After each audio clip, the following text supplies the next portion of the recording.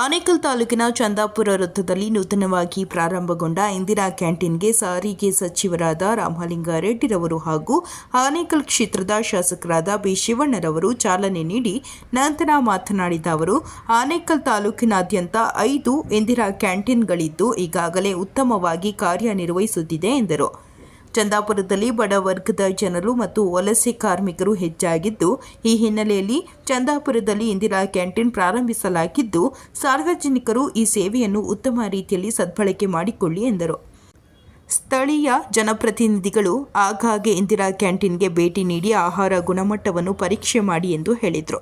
ಕಾಂಗ್ರೆಸ್ ಪಕ್ಷ ನುಡಿದಂತೆ ನಡೆಯುವ ಪಕ್ಷವಾಗಿದ್ದು, ರಾಜ್ಯದ ಜನರಿಗೆ ನೀಡಿದ ಭರವಸೆಗಳನ್ನು ಕಾಂಗ್ರೆಸ್ ಪಕ್ಷ ಈಡೇರಿಸುತ್ತಾ ಬರುತ್ತಿದೆ ಎಂದು ಹೇಳಿದರು. ಇನ್ನು ಕಾರ್ಯಕ್ರಮದಲ್ಲಿ ಚಂದಾಪುರ ಪುರಸಭೆ ಅಧ್ಯಕ್ಷೆ ಶ್ರೀಮತಿ ಶಾರದಾ ವರದರಾಜ್, ಉಪಾಧ್ಯಕ್ಷೆ ಶ್ರೀಮತಿ ಮಂಜುಳರವರು ಮತ್ತು ಪುರಸಭೆ ಸದಸ್ಯರು, ನಾಮನಿರ್ದೇಶನ ಸದಸ್ಯರುಗಳು, ಯೋಜನಾ ನಿರ್ದೇಶಕರಾದ ಡಾಕ್ಟರ್ ಎನ್ ಶ್ರೀಮಾಧವಿ, ಚಂದಾಪುರ ಪುರಸಭೆ ಮುಖ್ಯಾಧಿಕಾರಿ ಶ್ರೀನಿವಾಸ್, ಕಿರಿಯ ಅಭಿಯಂತರರಾದ ಆದರ್ಶ್, ಕಿರಿಯ ಅಭಿಯಂತರರಾದ ಶ್ರೀಲಕ್ಷ್ಮಿ ಮತ್ತು ಪುರಸಭೆ ಅಧಿಕಾರಿಗಳು ಹಾಗೂ ಸ್ಥಳೀಯ ಮುಖಂಡರು ಮತ್ತು ಸಾರ್ವಜನಿಕರು ಭಾಗವಹಿಸಿದರು.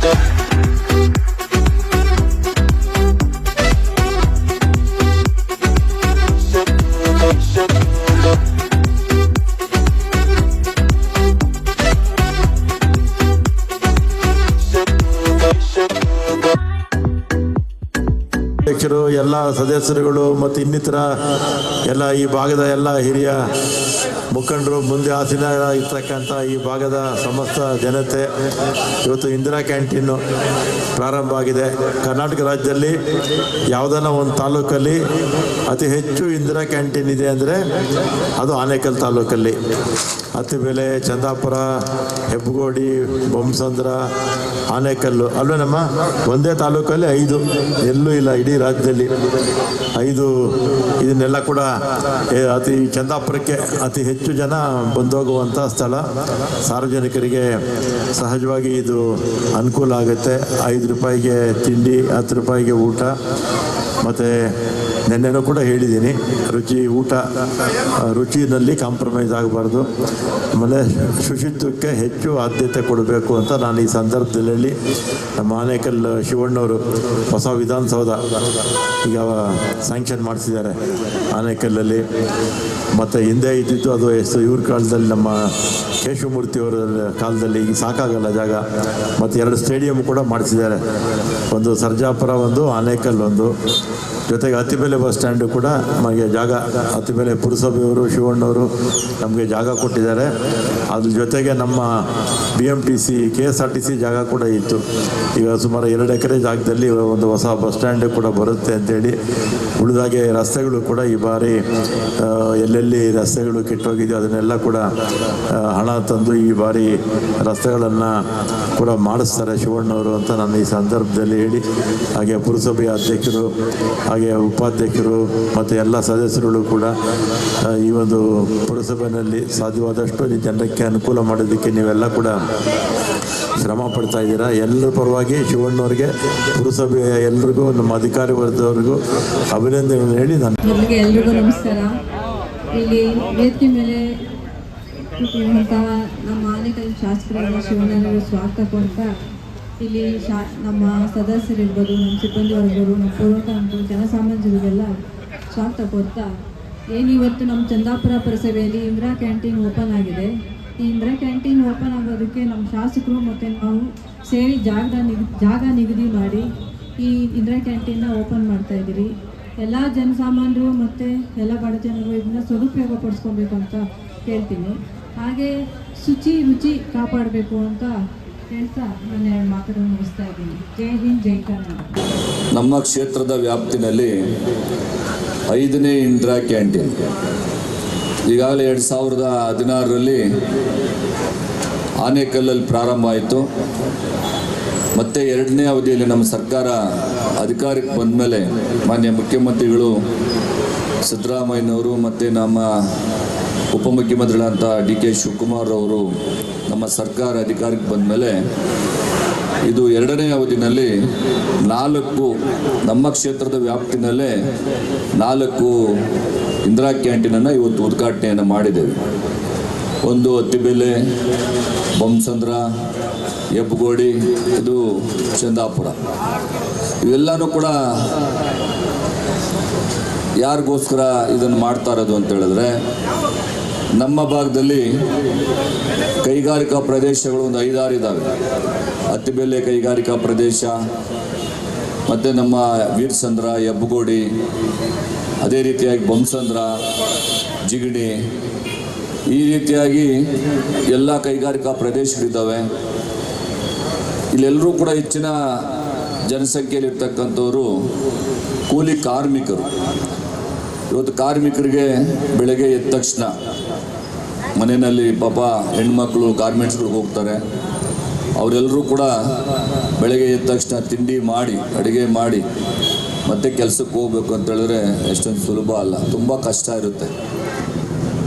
ಕನಿಷ್ಠ ಪಕ್ಷ ಅವ್ರಿಗೆ ಈ ರೀತಿಯಾದಂಥ ಒಂದು ಸಣ್ಣ ಸೌಕರ್ಯ ಇತ್ತು ಅಂತ ಹೇಳಿದ್ರೆ, ನಾವು ನಮಗೆ ಇಂದಿರಾ ಕ್ಯಾಂಟೀನ್ ಇದೆಯಪ್ಪ, ಅಲ್ಲಿ ಹೋಗಿ ಆರಾಮಾಗಿ ತಿಂಡಿ ತಿಂದ್ಕೊಂಡು ಹೋಗೋಣ, ಕಡಿಮೆ ಬೆಲೆಯಲ್ಲಿ ಇವತ್ತು ತಿಂಡಿ ಊಟ ಸಿಗ್ತದೆ ಅನ್ನುವಂಥ ಒಂದು ಭಾವನೆಯಿಂದ ಬಂದು ಅವರು ತೃಪ್ತಿಯಾಗಿ 5 ರೂಪಾಯಿಗೆ ತಿಂಡಿ ಬೆಳಗ್ಗೆ ಹೊತ್ತು, ಅದಕ್ಕೆ ಸರ್ಕಾರದಿಂದ 12 ರೂಪಾಯಿ ಸೇರಿಸಿ 7 ರೂಪಾಯಿ ಸೇರಿಸಿ ಇವತ್ತು 12 ರೂಪಾಯಿಗೆ ತಿಂಡಿ ಸಿಗ್ತದೆ.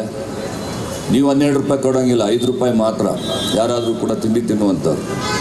ಊಟ ಮಾಡುವಂಥವರು 10 ರೂಪಾಯಿ ಕೊಟ್ಟರೆ ಸರ್ಕಾರದಿಂದ 12 ರೂಪಾಯಿ ಕೊಡ್ತಾರೆ, 12.5 ರೂಪಾಯಿ. ಅಂದರೆ ಒಟ್ಟಾರೆಯಾಗಿ 22 ರೂಪಾಯಿ ಆ ಊಟದ ಒಂದು ಬೆಲೆ. ಎಲ್ಲೂ ಕೂಡ ನಾವು 22 ರೂಪಾಯಿ ಊಟ ಮಾಡೋಕ್ಕಾಗೋದಿಲ್ಲ. ಕನಿಷ್ಠ ಪಕ್ಷ ಒಂದು ಹೋಟ್ಲಿಗೆ ಹೋದರೆ 40ರಿಂದ 50 ರೂಪಾಯಿ, 60 ರೂಪಾಯಿ, 70 ರೂಪಾಯಿ, 100 ರೂಪಾಯಿವರೆಗೂ ಒಂದು ಊಟ ಇದೆ. ಮತ್ತು ತಿಂಡಿ ಒಂದು ಕನಿಷ್ಠ ಪಕ್ಷ ಒಂದು 30ರಿಂದ 40 ರೂಪಾಯಿ, 50 ರೂಪಾಯಿವರೆಗೂ ಕಾಫಿ ತಿಂಡಿ ಇರ್ತದೆ. ಈ ಒಂದು ಇಂದಿರಾ ಕ್ಯಾಂಟೀನ್ ಮುಖಾಂತರ ಕಾರ್ಮಿಕರು ಆರಾಮಾಗಿ ಬೆಳಗ್ಗೆ ತಿಂಡಿ ತಿನ್ಬೋದು, ಮಧ್ಯಾಹ್ನ ಊಟಕ್ಕೆ ಇಲ್ಲೇ ಬರ್ಬೋದು. ಏನು ನಮಗೆ ಸಂಪೂರ್ಣವಾಗಿ ಇದರಿಂದ ಉಪಯೋಗ ಆಗ್ತದೆ, ಹಣನೂ ಕೂಡ ಉಳಿತದೆ, ಜನಸಾಮಾನ್ಯರಿಗೆ ಬಡವರಿಗೆ ಅನುಕೂಲ ಆಗ್ತದೆ. ಇಂಥ ಒಂದು ಯೋಜನೆ ನಮ್ಮ ಸರ್ಕಾರದ ಮಾನ್ಯ ಮುಖ್ಯಮಂತ್ರಿಗಳಾದಂಥ ಸಿದ್ದರಾಮಯ್ಯನವರು ಡಿ ಕೆ ಶಿವಕುಮಾರ್ ಕೊಟ್ಟಂಥ ಒಂದು ಕೊಡುಗೆ. ಇದು ಇಡೀ ರಾಜ್ಯದಲ್ಲಿ, ನಮ್ಮ ಕ್ಷೇತ್ರದಲ್ಲಿ ಒಂದರಲ್ಲ, ಇಡೀ ರಾಜ್ಯದಲ್ಲಿ ಎಲ್ಲೆಲ್ಲಿ ಪುರಸಭೆಗಳಿದ್ದಾವೆ, ಎಲ್ಲೆಲ್ಲಿ ನಗರಸಭೆ ಇದ್ದಾವೆ, ಎಲ್ಲೆಲ್ಲಿ ಪಟ್ಟಣ ಪಂಚಾಯತಿಗಳಿದ್ದಾವೆ, ಆ ಎಲ್ಲ ಕಡೆಯೂ ಕೂಡ, ಮತ್ತು ವಿಶೇಷವಾಗಿ BBMP ವ್ಯಾಪ್ತಿನಲ್ಲಿ ಪ್ರತಿಯೊಂದು ವಾರ್ಡಲ್ಲೂ ಕೂಡ ಇಂದಿರಾ ಕ್ಯಾಂಟೀನ್ ಇದೆ. ಇದು ಬಡವರ ಒಂದು ಕಾರ್ಯಕ್ರಮ. ಇದನ್ನು ಕೊಟ್ಟಂಥ ನಮ್ಮ ಮುಖ್ಯಮಂತ್ರಿಗಳಾದಂಥ ಸಿದ್ದರಾಮಯ್ಯನವರಿಗೆ, ಡಿ ಕೆ ಶಿವಕುಮಾರ್ ಅವರಿಗೆ ನಾನು ನಮ್ಮ ತಾಲೂಕಿನ ಜನತೆಯ ಪರವಾಗಿ ಅಭಿನಂದನೆಗಳನ್ನು ಸಲ್ಲಿಸಬೇಕಾಗ್ತದೆ. ಯಾಕಂದರೆ ಯಾರೇ ಮಾಡಲಿ ಉತ್ತಮವಾದಂಥ ಕಾರ್ಯಕ್ರಮಗಳು. ಇವತ್ತು ನಮ್ಮ ಸರ್ಕಾರ ಬಂದ ಮೇಲೆ ನಿಮಗೆಲ್ಲರೂ ಕೂಡ ಗೊತ್ತಿರ್ತಕ್ಕಂಥ ವಿಷಯ, ಎಷ್ಟೇ ವಿರೋಧಗಳಾದರೂ ಕೂಡ, ವಿರೋಧ ಪಕ್ಷದವರು ಎಷ್ಟೇ ವಿರೋಧ ಮಾಡಿದ್ರೂ ಕೂಡ ಜನರುಗಳು ಸೋಮಾರಿಗಳಾಗ್ಬಿಡ್ತಾರೆ, ಜನರು ಮನೆಯಲ್ಲೇ ಇದ್ಬಿಡ್ತಾರೆ, ಯಾರು ಕೂಡ ಕೆಲಸ ಮಾಡಲ್ಲ. ಇವೆಲ್ಲನೂ ಕೂಡ ಅವ್ರಿಗೆ ಬಡವರ ಪರವಾದಂಥ ಒಂದು ಕಾಳಜಿ ಇರೋದಿಲ್ಲ, ಇರಲೂ ಇಲ್ಲ ಯಾವತ್ತೂ ಕೂಡ. ಇವತ್ತು ಯಾರು ಕೂಡ ಅನ್ಯತಾ ಭಾವಿಸ್ಬೇಡಿ, ಇಂದಿನ ಒಂದು ಸರ್ಕಾರ ಇತ್ತು, ಒಂದೇ ಒಂದು ಬಡವರ ಪರವಾದಂಥ ಒಂದು ಕಾರ್ಯಕ್ರಮ ಮಾಡಿಲ್ಲ, ಎಲ್ಲೂ ಕೂಡ ಮಾಡಿಲ್ಲ. ಅದೇ ನಮ್ಮ ಸಿದ್ದರಾಮಯ್ಯನವರು. ಯಾಕೆ ಅಂತ ಹೇಳಿದ್ರೆ ಅವರು ಬಡತನದಿಂದ ಬಂದಂಥವರು, ಅವರಿಗೆ ಬಡವರ ಕಷ್ಟ ಏನು ಅಂತೇಳಿ ಗೊತ್ತು, ಬಡವರ ಹಸಿವು ಏನಂತೇಳಿ ಗೊತ್ತು. ಅದಕ್ಕೋಸ್ಕರ ಇಂಥ ಒಂದು ಕಾರ್ಯಕ್ರಮಗಳನ್ನು ಮಾಡಿದ್ರು. ಅದ್ರ ಜೊತೆಯಲ್ಲಿ ಗ್ಯಾರಂಟಿಗಳು. ಇವತ್ತು ನಮ್ಮ ಇಡೀ ರಾಜ್ಯದಲ್ಲಿ ಮಹಿಳೆಯರು, ನಮ್ಮ ಸಾರಿಗೆ ಸಚಿವರು ಬಂದು ಹೋದರು. ಇವತ್ತು ಇಡೀ ರಾಜ್ಯದಲ್ಲಿ ಎಲ್ಲ ಕಡೆಯೂ ಕೂಡ ಮಹಿಳೆಯರು ಫ್ರೀಯಾಗಿ ಇಡೀ ರಾಜ್ಯದಲ್ಲಿ ಎಲ್ಲಿ ಬೇಕಾದ್ರೂ ಬಸ್ಸಲ್ಲಿ ಓಡಾಡ್ಬೋದು. ಶಕ್ತಿ ಯೋಜನೆ ಮುಖಾಂತರ ಫ್ರೀ ಬಸ್ ನಮ್ಮ ಮಹಿಳೆಯರು ಓಡಾಡುವಂಥ ಒಂದು ವ್ಯವಸ್ಥೆಯನ್ನು ಮಾಡಿಕೊಟ್ರು. ಅದೇ ರೀತಿಯಾಗಿ 10 ರೂಪಾಯಿ 10 kg ಅಕ್ಕಿ, 10 kg ಅಕ್ಕಿ ಒಬ್ಬೊಬ್ಬರಿಗೆ ಒಂದು ಮನೆಯಲ್ಲಿ, ಅದರಿಂದ ಬಡವರ ಒಂದು ಹೊಟ್ಟೆ ತುಂಬುವಂಥ ಕೆಲಸ. ಎಷ್ಟೋ ಹಣ ಉಳಿತಾಯ ಆಯಿತು ಇವತ್ತು ಬಡವರಿಗೆ. ಆ ಒಂದು ಉಳಿತಾಯದಿಂದ ಇವತ್ತು ಚೀಟಿ ಹಾಕ್ಕೊಳ್ಳೋದು, ಹಣನ ಒಂದು ಶೇಖರಣೆ ಮಾಡುವಂಥ ಕೆಲಸವನ್ನು ನಮ್ಮ ಜನಗಳು ಇವತ್ತು ಸಂಪಾದನೆ ಮಾಡಿದ ಹಣ ಕೂಡಿಟ್ಕೊಳ್ಳುವಂಥ ಕೆಲಸ ಆಗ್ತಾ ಇದೆ. ಅದೇ ರೀತಿಯಾಗಿ ಯುವ ನಿಧಿ ಯೋಜನೆ ಮುಖಾಂತರ ಡಿಗ್ರಿ ಮಾಡಿರ್ತಕ್ಕಂಥವ್ರಿಗೆ 3,000 ರೂಪಾಯಿ ಸ್ಟೈಪಂಡ್ ತಿಂಗಳು ಕೆಲಸ ಸಿಗೋವರೆಗೂ, ಡಿಪ್ಲೊಮಾ ಮಾಡಿರ್ತಕ್ಕಂಥವ್ರಿಗೆ 1,500 ರೂಪಾಯಿ. ಅದೇ ರೀತಿ ಕರೆಂಟ್ ಬಿಲ್ ಫ್ರೀ. ಇವೆಲ್ಲನೂ ಕೂಡ ಎಲ್ಲರೂ ನೋಡಿದ್ರ, ಕನಿಷ್ಠ ಪಕ್ಷ ತಿಂಗಳಿಗೆ ಒಂದು ಮನೆಗೆ 5,000 to 6,000 ರೂಪಾಯಿ ಸರ್ಕಾರದಿಂದ ಪ್ರತಿ ತಿಂಗಳು ಮನೆಗೂ ಕೂಡ ಇವತ್ತು ತಲುಪ್ತಾ ಇದೆ. ಇಂಥ ಒಂದು ಯೋಜನೆಗಳು ಬಡವರಿಗೋಸ್ಕರ ಮಾಡಿರ್ತಕ್ಕಂಥದ್ದು. ಇನ್ನೇನು ಸರ್ಕಾರದಲ್ಲಿ ಹೆಚ್ಚು ಹಣ ಇದೆ ಎಲ್ಲನೂ ಕೂಡ ಕೊಟ್ಬೋಣ ಅಂತೇಳಿ ಮಾಡ್ತಕ್ಕಂಥ ಕಾರ್ಯಕ್ರಮ ಅಲ್ಲ. ಯಾವುದೇ ಸರ್ಕಾರಗಳು ಬಂದರೂ ಕೂಡ ಜನಪರವಾದಂಥ ಕಾರ್ಯಕ್ರಮಗಳಿರಬೇಕು, ಜನರಿಗೆ ಅನುಕೂಲ ಆಗಬೇಕು. ಆ ರೀತಿಯಾಗಿ ಕಾರ್ಯಕ್ರಮಗಳನ್ನು ರೂಪಿಸಿದಾಗ ಜನಸಾಮಾನ್ಯರು ನೆಮ್ಮದಿಯಿಂದ ಬದುಕಲಿಕ್ಕೆ ಸಾಧ್ಯ ಆಗ್ತದೆ. ಅಂಥ ಒಂದು ಕಾರ್ಯಕ್ರಮವನ್ನು ಇವತ್ತು ನಮ್ಮ ಸರ್ಕಾರ ಕೊಟ್ಟಿದೆ. ಇವತ್ತು ನಮ್ಮ ಅದರ ಸದುಪಯೋಗವನ್ನು ಪಡ್ಕೋಬೇಕು. ನಮ್ಮ ಎಲ್ಲ ಪುರಸಭಾ ಸದಸ್ಯರುಗಳು, ಅಧ್ಯಕ್ಷರು, ಉಪಾಧ್ಯಕ್ಷರುಗಳು ಹೋಗಬೇಕು. ಎಲ್ಲೆಲ್ಲಿ ಏನು ಸರಿಯಾಗಿ ತಿಂಡಿ ಮಾಡ್ತಾ ಇಲ್ಲ ಹೋಗಿ ನೇರವಾಗಿ ಕೇಳಬೇಕು. ಮತ್ತು ಒಳ್ಳೆ ಶುಚಿತ್ವವನ್ನು ಕಾಪಾಡ್ತಾ ಇದ್ದಾರಲ್ಲ ಅದನ್ನು ನೋಡಬೇಕು. ಒಳ್ಳೆ ಊಟ ಕರೆಕ್ಟಾಗಿ ಕೊಡ್ತಾ ಇದ್ದಾರಲ್ಲ, ಇಲ್ಲ ಸುಮ್ಮನೆ ಏನಾದರೂ ಕೂಡ ಕಾಟಾಚಾರಕ್ಕೆ ಕೊಡ್ತಾ ಇದ್ದಾರಾ ಅಂತೇಳಿ ಎಲ್ಲ ಪರಿಶೀಲನೆ ಮಾಡಬೇಕು. ಅವರಿಗೆ ಭಯ ಇರಬೇಕು. ಯಾವುದೇ ಒಂದು ಕಂಪ್ಲೇಂಟ್ ಬಂದರೂ ಕೂಡ ಇವತ್ತು ಇಂದಿರಾ ಕ್ಯಾಂಟೀನ್ ನಡೆಸುವಂಥ ಯಾರ್ಯಾರು ಇವತ್ತು ಕಾಂಟ್ರಾಕ್ಟ್ ತಗೊಂಡಿದ್ದಾರೆ ಅವರಿಗೆ ನೇರವಾಗಿ ಹೇಳಲಿಕ್ಕೆ ಬಯಸ್ತೇನೆ. ಏನಾದರೂ ಕೂಡ ಲೋಪದೋಷಗಳಿತ್ತು ಅಂತ ಹೇಳಿದ್ರೆ ಅದನ್ನು ಯಾವುದೇ ಕಾರಣಕ್ಕೂ ಸಹಿಸೋಕ್ಕಾಗೋದಿಲ್ಲ. ಇದು ಬಡವರ ಕಾರ್ಯಕ್ರಮ. ಈ ಬಡವರ ಕಾರ್ಯಕ್ರಮವನ್ನು ಯಶಸ್ವಿಯಾಗಿ ನಡೆಸಬೇಕು. ಒಳ್ಳೆ ರುಚಿಕರವಾದಂಥ ಒಂದು ಊಟ ತಿಂಡಿಗಳನ್ನು ಮಾಡಿಕೊಡ್ಬೇಕು ಮತ್ತು ಶುಚಿತ್ವವನ್ನು ಕಾಪಾಡಬೇಕು ಅಂತೇಳಿ ಈ ಮೂಲಕ ಹೇಳಲಿಕ್ಕೆ ಬಯಸ್ತೇನೆ. ಇವತ್ತು ಹಿಂದೆ 197 ಇತ್ತು ನಮ್ಮ ಬೆಂಗಳೂರಲ್ಲಿ, ಇವತ್ತು 186 ಎಲ್ಲ ಪುರಸಭೆಗಳಲ್ಲೂ ಕೂಡ ಇಡೀ ರಾಜ್ಯದಲ್ಲಿ ಈ ಸರ್ಕಾರದ ಅವಧಿನಲ್ಲಿ, 2ನೇ ಸರ್ಕಾರದ ಅವಧಿನಲ್ಲಿ 180 ಇಂದಿರಾ ಕ್ಯಾಂಟೀನ್ 186 ಇದೆ. ಅದರಲ್ಲಿ ನಮ್ಮದೇ 4 ಎಕ್ಸ್ಟ್ರಾ ಕೊಟ್ಟಿರೋದು. ಈ ರೀತಿಯಾಗಿ ನಮ್ಮ ಸರ್ಕಾರ ಇವತ್ತು ಕಾರ್ಯಕ್ರಮಗಳು ಹಮ್ಮಿಕೊಂಡಿದೆ. ಇನ್ನೂ ಕೂಡ ಹೆಚ್ಚಿನ ಕಾರ್ಯಕ್ರಮಗಳನ್ನು ನಾವು ಕಾರ್ಯರೂಪಕ್ಕೆ ತರಬೇಕಾಗಿದೆ. ತಾವೆಲ್ಲರೂ ಕೂಡ ಇದನ್ನು ಸದುಪಯೋಗ ಪಡ್ಕೋಬೇಕು. ಬಡವರು ಎಲ್ಲರೂ ಕೂಡ ಇದರ ಉಪಯೋಗವನ್ನು ಪಡ್ಕೋಬೇಕು ಅಂತೇಳಿ ಈ ಸಂದರ್ಭದಲ್ಲಿ ಹೇಳ್ತಾ, ಪುರಸಭಾ ವ್ಯಾಪ್ತಿಯಿಂದ ಇವತ್ತು ಪುರಸಭಾ ನಿಧಿಯಿಂದ 11,20,00,000 ರೂಪಾಯಿ ಅನುದಾನದಲ್ಲಿ ಇವತ್ತು ಕಾರ್ಯಕ್ರಮಗಳು ನಡೀತಾ ಇದ್ದಾವೆ. ಅದೇ ರೀತಿಯಾಗಿ 15ನೇ ಹಣಕಾಸು ನಿರ್ಬಂಧಿತ ಅನುದಾನ ಯೋಜನೆಯಲ್ಲಿ 75 ಲಕ್ಷ ರೂಪಾಯಿ, 15ನೇ ಹಣಕಾಸು ಮುಕ್ತ ನಿಧಿ ಯೋಜನೆಯನ್ನು 50 ಲಕ್ಷ ರೂಪಾಯಿ, ಈ ರೀತಿಯಾಗಿ ಕಾರ್ಯಕ್ರಮಗಳು ನಡೀತಾ ಇದ್ದಾವೆ. ಅದನ್ನು ಪುರಸಭಾ ಸದಸ್ಯಗಳು ಎಲ್ಲ ಕಡೆಯೂ ಕೂಡ ಹೋಗಿ ಆ ಒಂದು ಕಾಮಗಾರಿಗಳನ್ನು ವೀಕ್ಷಣೆ ಮಾಡಿ ಚೆನ್ನಾಗಿ ನಡೀತಾ ಇದೆಯಲ್ಲ ಅಂತೇಳಿ ನೋಡಿಕೊಂಡು ಕೆಲಸಗಳನ್ನು ಮಾಡಬೇಕು. ಅಂದರೆ ಒಳ್ಳೆ ಕೆಲಸಗಳಾಗಬೇಕು. ಏನಂತ ಹೇಳಿದ್ರೆ ಈ ನಮ್ಮ ಕಾಂಟ್ರಾಕ್ಟ್ಗಳು ಏನು ಮಾಡ್ತಾರೆ ಅಂದರೆ ಸುಮ್ಮನೆ ಏನೋ ಒಂದು ಮಾಡಬೇಕು ಅಂತೇಳಿ ಮಾಡ್ತಾ ಇರ್ತಾರೆ. ಅದರಿಂದ ಪುರಸಭೆಗೂ ಕೂಡ ಕೆಟ್ಟ ಹೆಸರು, ಸರ್ಕಾರಕ್ಕೂ ಕೂಡ ಕೆಟ್ಟ ಹೆಸರು. ಅದನ್ನು ಎಲ್ಲ ಪರಿಶೀಲನೆ ಮಾಡಿ ಒಳ್ಳೆ ಕೆಲಸಗಳನ್ನು ಮಾಡಿಸ್ಬೇಕು ಅಂತೇಳಿ ಈ ಸಂದರ್ಭದಲ್ಲಿ ಹೇಳ್ತಾ, ಈ ಕಾರ್ಯಕ್ರಮವನ್ನು ಸುಮಾರು 1 ತಿಂಗಳ ಹಿಂದ್ಗಡೆನೇ ಆಗಬೇಕಾಗಿತ್ತು. ಕಾರಣಾಂತರದಿಂದ ಆಗಿಲ್ಲ, ಅದು ಇನ್ನೂ ಸ್ವಲ್ಪ ಫಿನಿಷ್ ಆಗಿರಲಿಲ್ಲ. ಮತ್ತು ಒಂದೊಂದಾಗಿ ಮಾಡೋಣ ಅಂಥೇಳಿ ನಮ್ಮ ರಾಮಲಿಂಗಾರೆಡ್ಡಿ ಸಾಹೇಬರು ಸಮಯವನ್ನು, ದಿನಾಂಕವನ್ನು ನಿಗದಿಪಡಿಸ್ಕೊಡ್ಬೇಕಾಗಿತ್ತು. ಇವತ್ತು ದಿನಾಂಕ ನಿಗದಿಪಡಿಸ್ಕೊಟ್ಟಿದ್ದಕ್ಕೆ ಇವತ್ತು ಈ ಕಾರ್ಯಕ್ರಮ ಆಗ್ತಾಯಿದೆ. ಈ ಕಾರ್ಯಕ್ರಮನ ಯಶಸ್ವಿಯಾಗಿ ಮಾಡಿದಂಥ ನಮ್ಮ ಚೀಫ್ ಆಫೀಸರ್ ಶ್ರೀನಿವಾಸ್ ಅವರಿಗೆ ಮತ್ತು ಅವರೆಲ್ಲ ಸಿಬ್ಬಂದಿ ವರ್ಗದವ್ರಿಗೆ, ಅಧ್ಯಕ್ಷರು, ಉಪಾಧ್ಯಕ್ಷರು, ಗೌರವಾನ್ವಿತ ಸದಸ್ಯಗಳು ಮತ್ತು ನಮ್ಮ PD ಮೇಡಮ್ ಅವರು, ಇವರೆಲ್ಲರೂ ಪಾಪ ಸುಮಾರು ದಿವಸದಿಂದ ಇದ್ರ ಬಗ್ಗೆ ಸರ್ ಅದು ಉದ್ಘಾಟನೆ ಆಗಬೇಕು ಅಂತೇಳಿ ನಮಗೆ ಒತ್ತಡವನ್ನು ತರ್ತಾಯಿದ್ರು. ಆ PD ಮೇಡಮ್ ಅವರು ಕೂಡ ತುಂಬ ಇದರ ಒಂದು ಸಹಕಾರವನ್ನು ಕೊಟ್ಟು ಆಗಲಿಕ್ಕೆ ಕಾರಣಕರ್ತರಾಗಿದ್ದಾರೆ.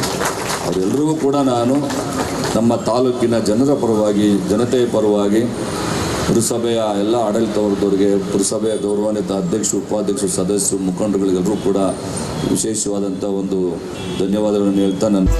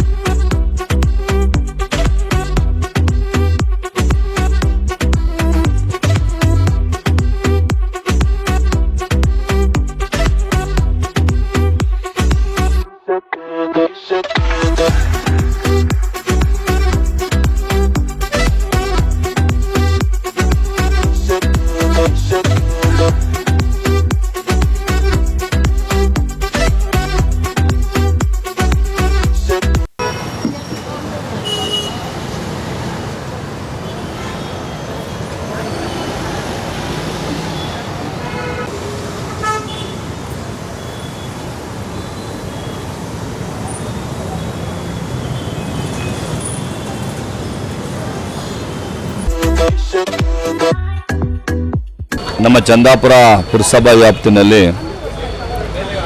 ಈ ಅವಧಿನಲ್ಲಿ ನಮ್ಮ ಮಾನ್ಯ ಮುಖ್ಯಮಂತ್ರಿಗಳಾದ ಸಿದ್ದರಾಮಯ್ಯನವರ ಮುಖ್ಯಮಂತ್ರಿ ಆದಮೇಲೆ ನಮ್ಮ ಡಿ ಕೆ ಶಿವಕುಮಾರ್ ಉಪಮುಖ್ಯಮಂತ್ರಿ ಆದಮೇಲೆ 2ನೇ ಅವಧಿನಲ್ಲಿ ಇವತ್ತು 4 ಪುರಸಭಾ ಮತ್ತು ನಗರಸಭಾ ವ್ಯಾಪ್ತಿನಲ್ಲಿ ಇಂದಿರಾ ಕ್ಯಾಂಟೀನನ್ನು ಉದ್ಘಾಟನೆ ಮಾಡಿದ್ದೀವಿ. ಇವೆಲ್ಲನೂ ಕೂಡ ಜನಪರವಾದಂಥ ಒಂದು ಕಾರ್ಯಕ್ರಮ. ಜನರಿಗೆ ವಿಶೇಷವಾಗಿ ಬಡವರಿಗೆ ಕೂಲಿ ಕಾರ್ಮಿಕರಿಗೆ ಅನುಕೂಲ ಆಗುವಂಥ ಒಂದು ಕಾರ್ಯಕ್ರಮ. ಇವತ್ತು ತುಂಬ ಸಂತೋಷದಿಂದ ಸನ್ಮಾನ್ಯ ರಾಮಲಿಂಗಾರೆಡ್ಡಿ ಅವರು ಬಂದು ಇವತ್ತು ಉದ್ಘಾಟನೆಯನ್ನು ಮಾಡಿದ್ದಾರೆ. ಇನ್ನೂ ಕೂಡ ಬೇರೆ ಬೇರೆ ಸರ್ಜಾಪುರ ಇರ್ಬೋದು, ಧ್ವಂಸಂದ್ರ ಇರ್ಬೋದು, ನಮ್ಮ ನೆಲ್ಲೂರು ವ್ಯಾಪ್ತಿ ಇರ್ಬೋದು, ದೊಡ್ಡ ದೊಡ್ಡ ಗ್ರಾಮ ಪಂಚಾಯತಿ ವ್ಯಾಪ್ತಿಯಲ್ಲಿ ಕೂಡ ಮುಂದಿನ ದಿನಗಳಲ್ಲಿ ಮಾಡಬೇಕು ಅಂತಿದ್ದೀವಿ. ಅದಕ್ಕೆ ಶೀಘ್ರವಾಗಿ ನಮ್ಮ ಸರ್ಕಾರ ಒಂದು ಅನುಮತಿಯನ್ನು ಕೊಡಬೇಕು. ಯಾಕಂದರೆ ಪಂಚಾಯತಿ ವ್ಯಾಪ್ತಿನಲ್ಲಿ ಮಾಡೋದಕ್ಕೆ ಇನ್ನೂ ಕೂಡ ಪರ್ಮಿಷನ್ ಸಿಕ್ಕಲಿಲ್ಲ. ಅದನ್ನು ಕೂಡ ನಾವು ಮನವಿ ಮಾಡಿದ್ದೇವೆ. ದೊಡ್ಡ ದೊಡ್ಡ ಪಂಚಾಯತಿ ವ್ಯಾಪ್ತಿನಲ್ಲಿ ಇಲ್ಲ ಬೇರೆ ಬೇರೆ ಪಂಚಾಯತಿ ಹೆಡ್ ಕ್ವಾರ್ಟರ್ಗಳಲ್ಲೂ ಕೂಡ ಈ ರೀತಿಯಾಗಿ ಮಾಡೋದ್ರಿಂದ ಗ್ರಾಮೀಣ ಭಾಗದಲ್ಲಿರ್ತಕ್ಕಂಥ ಬಡವರಿಗೆ ಕಾರ್ಮಿಕರಿಗೆ ಅನುಕೂಲ ಆಗುತ್ತೆ ಅಂತೇಳಿ ಹೇಳಿದ್ದೀವಿ. ಅದನ್ನು ಏನಾದರೂ ಸರ್ಕಾರ ತೀರ್ಮಾನ ಮಾಡಿದ್ರೆ ಆ ಮುಂದಿನ ದಿನಗಳಲ್ಲಿ ಎಲ್ಲ ಗ್ರಾಮ ಪಂಚಾಯತಿ ವ್ಯಾಪ್ತಿಗಳಲ್ಲೂ ಕೂಡ ಒಂದು ಇಂದಿರಾ ಕ್ಯಾಂಟೀನ್ ಆಗುವಂಥದ್ದು ಆಗ್ತದೆ. ಅದ್ರ ಜೊತೆಯಲ್ಲಿ ಇವಾಗ ನಮ್ಮ ಮುಂದಿನ ದಿನಗಳಲ್ಲಿ ನಮ್ಮ ಹತ್ತಿಬೆಲೆಯಲ್ಲಿ ಬಸ್ ಸ್ಟ್ಯಾಂಡು ಸುಮಾರು ದಿವಸದಿಂದ ಪೆಂಡಿಂಗ್ ಇತ್ತು. ಆ ಬಸ್ ಸ್ಟ್ಯಾಂಡ್ ಕೂಡ ಗುದ್ಲಿ ಪೂಜೆ ಮಾಡ್ತೀವಿ. ಆಮೇಲೆ ಮಿನಿ ವಿಧಾನಸೌಧ ಅದು ಕೂಡ 18 ಕೋಟಿ ರೂಪಾಯಿ ವೆಚ್ಚದಲ್ಲಿ ಮಿನಿ ವಿಧಾನಸೌಧ ಕೂಡ ಈಗಾಗಲೇ ಶಾಂಕ್ಷನ್ ಆಗಿದೆ, ಟೆಂಡ್ರಲ್ ಆಗಿದೆ. ಅದು ಕೂಡ ನಮ್ಮ ಆನೇಕಲ್ಲಲ್ಲಿ ಮಿನಿ ವಿಧಾನಸೌಧದ್ದು ಕೂಡ ಗುದ್ಲಿ ಪೂಜೆ ಕಾರ್ಯಕ್ರಮ ಮಾಡ್ತೀವಿ. ಅನೇಕ ರಸ್ತೆಗಳು ಇವತ್ತು ಹಾಳಾಗಿದ್ದಾವೆ. ಅದು ಹಿಂದಿನ ಅವಧಿನಲ್ಲಿ ನಮಗೇನಾಯಿತು ಅಂದರೆ 5 ವರ್ಷ BJP ಸರ್ಕಾರ ಇದ್ದಂಥ ಸಂದರ್ಭದಲ್ಲಿ ಕಾಂಗ್ರೆಸ್ನ ಶಾಸಕರಿಗೆ ಅನುದಾನ ಕೊಟ್ಟಿರಲಿಲ್ಲ. ಆದ್ದರಿಂದ ನಾವು ಆ ಸಂದರ್ಭದಲ್ಲಿ ರಸ್ತೆಗಳನ್ನ ಅದೆಲ್ಲನೂ ಕೂಡ ಸರಿಯಾಗಿ ಅದನ್ನು ನಿರ್ವಹಣೆ ಮತ್ತು ಅಭಿವೃದ್ಧಿ ಮಾಡಲಿಕ್ಕೆ ಸಾಧ್ಯ ಆಗಿರಲಿಲ್ಲ. ಆದ್ದರಿಂದ ಇವಾಗ ಮತ್ತೆ ನಮ್ಮ ಸರ್ಕಾರ ಬಂದ ಮೇಲೆ ಹಂತವಾಗಿ ಯಾವುದು ತುಂಬ ಹಾಳಾಗಿದ್ದಾವೆ ಆ ಹಾಳಾಗಿರ್ತಕ್ಕಂಥ ರಸ್ತೆಗಳಿಗೆ ಮೊದಲನೇ ಆದ್ಯತೆ ಕೊಟ್ಟು ನೆಕ್ಸ್ಟು ಹಂಗೆ ಅದೇ ರೀತಿಯಾಗಿ ಎಲ್ಲ ರಸ್ತೆಗಳನ್ನು ಕೂಡ ಡಾಂಬರೀಕರಣ ಕಾಂಕ್ರೀಟೀಕರಣ ಮಾಡುವಂಥದ್ದಕ್ಕೆ ಮುಂದಿನ ದಿನಗಳಲ್ಲಿ ಚಾಲನೆಯನ್ನು ಕೊಡ್ತೇವೆ. ಸಂಚಾರ ದಟ್ಟಣೆ ಇದೆ. ಇತ್ತೀಚೆಗೆ ಸಂಚಾರಿ ಪೊಲೀಸ್ ಠಾಣೆ ಇದೆ. ಕೇಳಿ ನಾನು ಈಗಾಗಲೇ ಮಾನ್ಯ ಗೃಹ ಸಚಿವರು ಹಿಂದಿನ ಸರ್ಕಾರದಲ್ಲೂ ನಾನು ಕೇಳಿದ್ದೆ, BJP ಸರ್ಕಾರದಲ್ಲೂ ಕೂಡ ಕೇಳಿದ್ದೆ. ಮಹಿಳಾ ಪೊಲೀಸ್ ಸ್ಟೇಷನ್ನು ಮತ್ತು ಟ್ರಾಫಿಕ್ ಪೊಲೀಸ್ ಸ್ಟೇಷನ್ನು, ಅದು ಟ್ರಾಫಿಕ್ ಪೊಲೀಸ್ ಸ್ಟೇಷನ್ ಕೊಡಬೇಕಾದ್ರೆ ಅವ್ರದ್ದೇನೋ ಕಾನೂನು ಕಟ್ಟಲೆಗಳಿದ್ದಾವೆ, ಅದರ ಒಂದು ಸಾಧಕ ಬಾಧಕಗಳನ್ನು ಪರಿಶೀಲನೆ ಮಾಡಿ ಕೊಡ್ತೀವಿ ಅಂತ ಹೇಳಿದ್ದಾರೆ. ಅದನ್ನು ಕೂಡ ಫಾಲೋಅಪ್ ಮಾಡ್ತಾ ಇದ್ದೀನಿ. ಹತ್ತಿಬೆಲೆ ರಸ್ತೆಯ ರೈಲ್ವೆ ಟ್ರ್ಯಾಕ್ ಏನಿದೆ ಸುಮಾರು ನಿನ್ನೆನೆ 30 ನಿಮಿಷಗಳು ಕಾಯಿಸಿದ್ದಾರೆ. ಅದು ಏನಾಗ್ತಾ ಇದೆ, ಅಲ್ಲಿ ಪಕ್ಕದಲ್ಲಿ ರಿಪೇರಿ ಮಾಡ್ತಾ ಇದ್ದಾರಲ್ಲ, ರಿಪೇರಿ ಮಾಡ್ತಾ ಇರೋದಕ್ಕೆ ಸ್ವಲ್ಪ ಅಲ್ಲಿ ಟ್ರಾಫಿಕ್ ಜಾಮ್ ಆಗ್ತದೆ. ಆ ರಿಪೇರಿ ಕಾರ್ಯಕ್ರಮ ಎಲ್ಲ ಮುಗಿದ ಮೇಲೆ ಸರಿ ಹೋಗ್ತದೆ.